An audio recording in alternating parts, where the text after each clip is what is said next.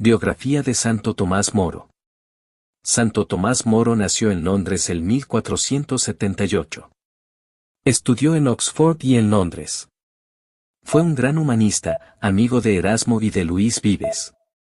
Pensó algún tiempo en la vida monástica, y por fin, leyendo La ciudad de Dios de San Agustín, decide ser ciudadano de la ciudad celeste sin apartarse de la terrestre.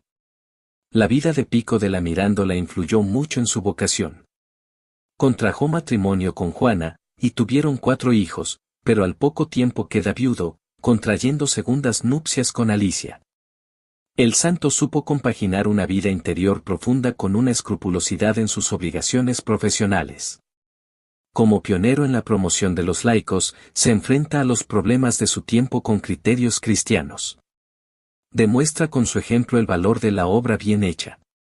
Crece su prestigio como abogado, y en la corte le piden su colaboración, y luego es elegido canciller del reino. Sin embargo, cuando el rey Enrique VIII consigue la anulación de su matrimonio con Catalina de Aragón por presiones y sobornos, el santo renuncia a su cargo, intuyendo que eso le costará muy caro. Moro se niega a firmar el acta de sucesión y de supremacía, por la que se proclama el rey cabeza de la Iglesia anglicana y la independencia de Roma. Moro acata la autoridad civil del rey, pero no quiere ser infiel a su conciencia. Poco después, Tomás Moro es juzgado y encerrado en la Torre de Londres. Muchos le piden que firme, que ceda, aunque sea disimulando, pero su conciencia no se lo permite, prefiere ser discípulo del Señor antes que del rey. Su hija Margarita lo visita con frecuencia, rezan juntos, piensan en el cielo. El 16 de julio de 1535 fue decapitado. Santo Tomás Moro escribió muchos libros de piedad y en defensa de la fe, el más famoso de ellos es Utopía. Es un mártir por la unidad de la Iglesia y por la libertad de conciencia tras las leyes civiles injustas. Pío XI lo canonizó en 1935. En los 14 meses de prisión, 17 de abril de 1534 a 6 de julio de 1535, escribió varios cientos de hojas que forman uno de los más conmovedores testimonios de la fidelidad de un ser humano a su conciencia, a la verdad y a sus principios. Además de una numerosa correspondencia, que parcialmente se ha podido rescatar, y unas cuantas conmovedoras oraciones encontradas en su libro de las horas, y una instrucción para recibir el cuerpo de Cristo, ha escrito 2 obras impresionantes. 1. Un diálogo de la fortaleza contra la tribulación, en el cual 2 personajes, Antonio y Vicente, uno anciano y el otro joven, dialogan ante una eminente invasión turca de los peligros y adversidades que han debido sobrellevar los cristianos perseguidos por su fe dentro y fuera de Inglaterra. 2. La agonía de Cristo, obra inconclusa que parece habérsele arrancado de las manos justo cuando estaba en el capítulo de la aprehensión de Cristo luego de la agonía en el huerto de los Olivos. Su última expresión referida a la captura de Cristo en el huerto fue: echaron mano sobre Jesús. La imitación a Jesucristo es la plenitud del hombre y el amor del cristiano. Como muy bien lo dice Álvaro de Silva, Moro escribió este libro con lucidez, afecto y ternura, pero sin ningún sentimentalismo. El cristiano ha de seguir los pasos de Cristo hasta el final, empujado por el amor y la belleza de Cristo. El Calvario es una montaña, no un hoyo oscuro. También la cruz erguida es un desafío a la ley de la gravedad. Sobre ella quiero referirme explícitamente, porque creo que en algunas páginas existe algo que luego de casi 2000 años, de casi 500 años, permanece actual. Moro hizo de la pasión de Cristo, y de manera dramática, el centro de su contemplación durante su encarcelamiento en la Torre de Londres y todo el proceso. Para fortalecerse, Moro se ensimisma en Cristo, y sigue los pasos de Cristo en su agonía, encarcelamiento, proceso, pasión y muerte. Y en un capítulo, que es el que quería recordar, reflexiona el hecho de que los apóstoles, en el huerto de los Olivos, duermen mientras el traidor conspira, y Cristo les llama 3 veces seguidas y ellos se vuelven a dormir, tal vez por cansancio, tal vez por pereza, tal vez por dolor, pueden existir miles de explicaciones, lo cierto es que se duermen mientras Cristo los necesita. Velad y orad, les repite y ellos se vuelven a dormir. Estado de somnolencia. ¿No es este contraste entre el traidor y los apóstoles como un espejo, y no menos clara que triste y terrible, de lo que ocurre tantas veces a través de los siglos, desde aquellos tiempos hasta nuestros días? La somnolencia. Con razón dice Cristo que los hijos de las tinieblas son mucho más astutos que los hijos de la luz.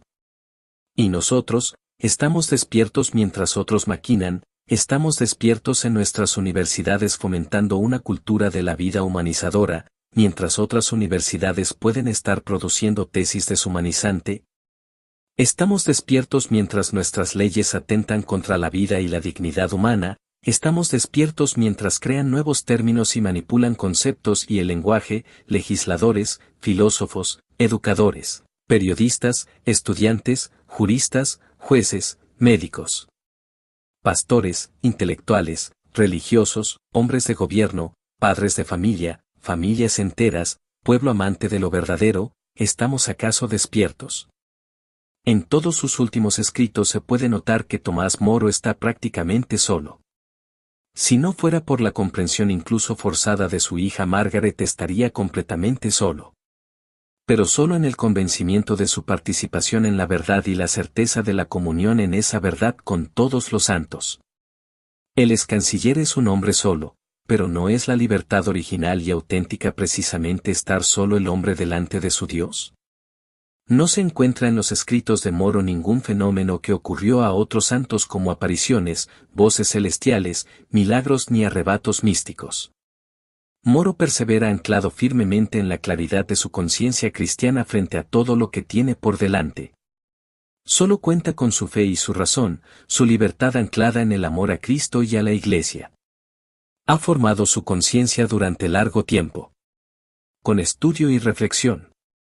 Su convicción es tan honda y tan pura que no tiene necesidad de juzgar, despreciar o condenar a los demás. Ni disminuye su amor y respeto al rey que le envía a la muerte, ni su lealtad al país que tanto ama. Pero su amor a Cristo y a la Iglesia es mayor, y fundado en la clara razón, en la verdad. Por esto murió, no tanto por un principio o idea o tradición, ni siquiera doctrina, sino por una persona, por Cristo. No por un amor a Cristo en abstracto, sino a su Iglesia y a la verdad revelada en ella, en su caso la aceptación y defensa de la supremacía espiritual del romano pontífice, la Roca. Moro amaba a Cristo y comprendió que negar aquella verdad o punto doctrinal equivalía a renegar de Cristo. Moro dentro de su silencio escogió y valoró cada palabra para fabricar una de las protestas más apasionadas y al mismo tiempo serenas a favor de la libertad del espíritu humano, iluminado por la verdad. El cristiano puede vivir sin muchas cosas, pero no puede vivir sin libertad. Su pasión por la verdad debe necesariamente ir unida a su pasión por la libertad. Moro ingresó en la torre por seguir la verdad de su conciencia. No se adhirió al juramento porque repugnaba su conciencia cristiana. Hacerlo le hubiera llevado a perder su libertad auténtica, con mayúsculas, adherida a la verdad, y por consiguiente a perderse a sí mismo para adherirse a la auténtica libertad. Sin esa libertad original del espíritu, las demás libertades pueden ser cadenas, aunque produzcan admiración y muy hermosas parezcan. Esto es lo que Moro tiene presente al hablar en algunas cartas del respeto a su alma. Hablar de conciencia individual y de inalienable libertad no significa de ningún modo que esté permitido tomar caprichosamente cualquier decisión, sino más bien la aptitud y obligación de buscar la verdad en cualquier asunto, según los medios de que se disponga. Y por eso fue al suplicio sin hacer concesiones, cuando le hubiera bastado aceptar un compromiso equívoco, que todo el mundo esperaba de él, para hallarse de nuevo en el ocio con dignidad, o en la mentira con una supuesta dignidad. La auténtica libertad es la fuente de la alegría, la claridad de mi conciencia hizo que mi corazón brincara de alegría, escribió a su hija Margaret en los últimos meses de vida. Y esto hacía que el santo pueda perdonar, rezar por sus enemigos, y aún en esos momentos difíciles y dolorosos, incluso en el cadalso, con el buen humor, fruto de la alegría de pertenecer a Cristo, antes que al propio interés o a los intereses de Estado. Un contemporáneo de Moro, Nicolás Maquiavelo, escribió, «Amo a mi ciudad más que a mi propia alma». En esta exclamación la trascendencia se borra, el espíritu se aplaca, la conveniencia está por encima de la verdad, y el ser de las cosas se manipula causando incalculables perjuicios. Las consecuencias las conocemos mejor nosotros y mucho más trágicamente que Maquiavelo. Como decía Chesterton, dentro de la iglesia uno tiene que quitarse el sombrero, pero no la cabeza. No luchaba Moro obstinado en su concepción personal ni subjetiva sino en defensa y amor a la verdad. No aspiraba a salirse con la suya, sino con la de Dios. Moro murió por una verdad que en su época había sido puesta en peligro. Moro era un intelectual de primera línea, figura cumbre del humanismo renacentista europeo. No murió por defender una simple opinión de su cabeza ni por un capricho de su conciencia, sino por salvaguardar la conciencia en la verdad objetiva revelada. Se opuso a una ley dictada al antojo por intereses del momento. Se le cortó la cabeza porque ella era lo que sus enemigos no pudieron conquistar en él, y necesitaron de un traidor que con perjurio lo acuse infamemente. Parecería que la verdad venció sobre la mentira, pero ¿ha sido así? Veritas magna et prevalet. La verdad es grande y prevalece, San Agustín. Su testimonio aún sigue hasta nuestros días y nos compromete. El peso de su carácter, de su energía viril, de su honestidad, de su formación jurídica y sus 15 meses en prisión es abrumador en lo que respecta a sus razones en defensa de la verdad, de lo que las cosas son realmente, del bien, de la justicia. Había mantenido con su inteligencia y prestigio humanista, con la tinta de su pluma, la fe de siempre muchos años antes de librar la última batalla con la sangre de su cabeza. En un bote antes de ser apresado, hablando con su yerno William Roper sobre la posibilidad de perder su libertad, Moro le manifestó: la batalla está ganada. La batalla está ganada. Existen muchas interpretaciones de esta expresión: la batalla de Moro consigo mismo, la batalla frente a la tentación, la batalla contra los temores, la batalla del bien contra el mal, la batalla de la verdad contra la mentira, la batalla de la muerte contra la vida, la batalla que ya Cristo ganó por nosotros. La batalla está ganada, pero no abandonemos la lucha. Estamos llamados a ser notables soldados de Cristo, sobre todo para que no hayan más víctimas inocentes del relativismo en lo concreto. Si Dios no existe, ya todo está permitido, decía Dostoyevsky. Debemos prepararnos para ello siempre, para anunciar el esplendor de la verdad en nuestro mundo, hasta las últimas consecuencias.